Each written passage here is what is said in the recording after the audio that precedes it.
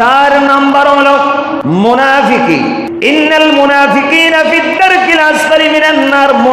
মুনাফিক তো ছিলেন যারা কথা দিয়ে কথা রাখে না, যারা মুনাফিক জবানে এক কথা বলে, সকালে এক কথা বলে, বিকালে আরেক কথা বলে, এক মুখ দিয়ে দুই কথা বলে, তাদেরকে বলা হয় মুনাফিক।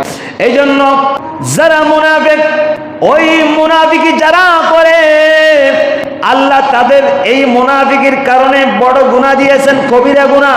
৫ম নাম্বার, যারা রিয়া বা লোক দেখানো ইবাদত করে, যারা আমল করে লোক দেখানো, মানুষকে দেখাবার জন্য, আমার থেকে টাকা আছে, পয়সা আছে, মানুষকে দেখাবার জন্য আমি ইবাদত করেছি, আমি বندگی করেছি, মানুষকে দান সদকা করেছি, আমি মানুষকে খাবার খাওয়াইছি, এই রকম বলে যারা পৃথিবীর মধ্যে যারা লোক দেখানো ইবাদত করে, ওই সমস্ত বান্দাদের আমলগুলা আল্লাহ রব্বুল আলামিন কবিরা গুনার মধ্যে লিপ্ত করে দেন। জোরে বলুন নাউজুবিল্লাহ।